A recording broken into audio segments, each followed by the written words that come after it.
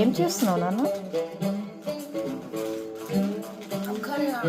ఎందుకు ఎందుకు కట్ చేస్తున్నావు? తెలుగు స్కిట్ కోసం. ఏం స్కిట్ అది? ఏం స్కిట్? స్కిట్ పేరేంటి? దానికోసం నువ్వు మేకలు రెడీ చేస్తావు.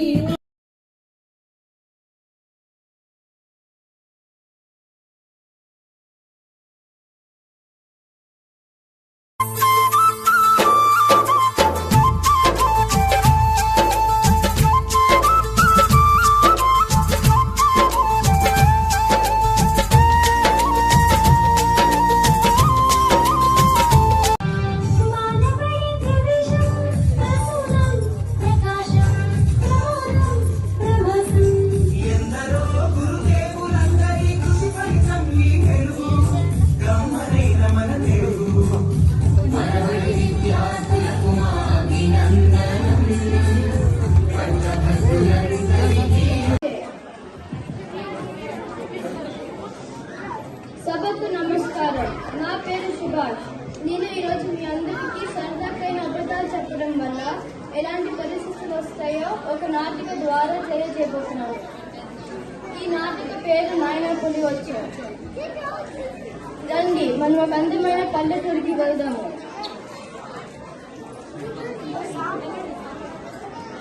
ఇతడి పేరు సాంబయ్య, ఒక రైతు. ఇతడికి ఒక కుమారుడు ఉన్నాడు. అతడి పేరు రంగుడు. రంగుడు చాలా ఆటకాయి. రంగుడు ఎప్పుడు అందరిని ఆట పట్టిస్తూ తుంటిని పనులు చేసేవాడు. సాంబయ్య రంగుడికి ఎన్నిసార్లు బుద్ధి చెప్పడానికి ప్రయత్నించినా రంగుడు వినిపించుకోలేదు. ఇప్పుడు ఏం జరుగుతుందో చూడండి.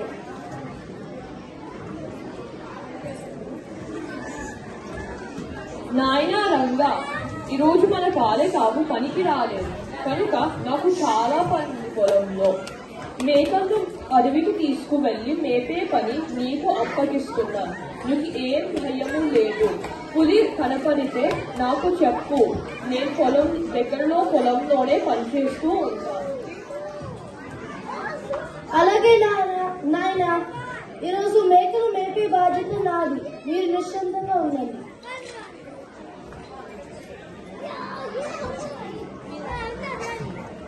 అడవికి వెళ్ళాక రంగడికి ఒక తుంటిది ఆలోచన వచ్చింది. ఇప్పుడు ఏం చేస్తాడో చూడండి. నాయనా, పులి వచ్చే!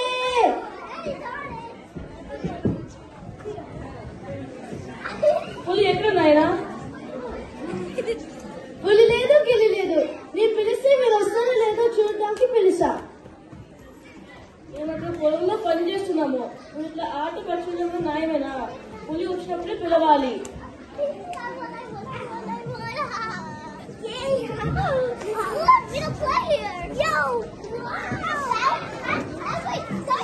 నాయనా, పులి వచ్చే!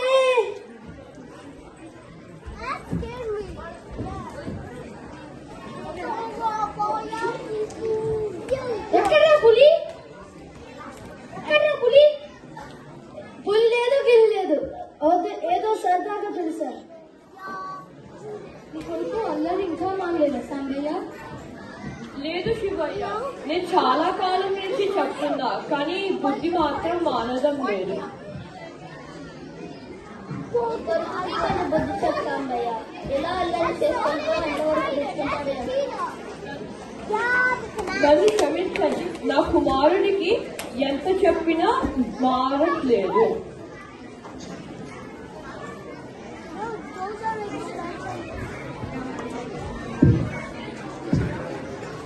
నాయనా, నాయనా, పులి వచ్చే! నీ కొడుకు మళ్ళీ గుడి పెట్టాడు. పులి, పులి, రక్షించండి!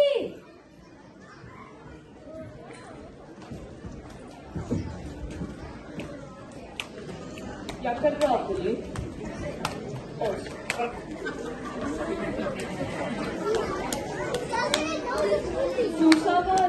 చూసావా నాయన ఎంత ప్రమాదం వచ్చిందో. నీ కుంపరితనం వల్ల పులి మేక ఎత్తుకెళ్ళిపోయింది.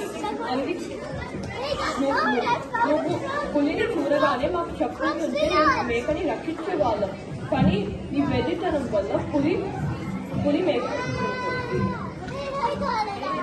నాన్నగారు నన్ను క్షమించండి. నేనెప్పుడు వేలుకోవడానికైనా అబద్ధం చెప్పను. నీకు మాటిస్తున్నాను.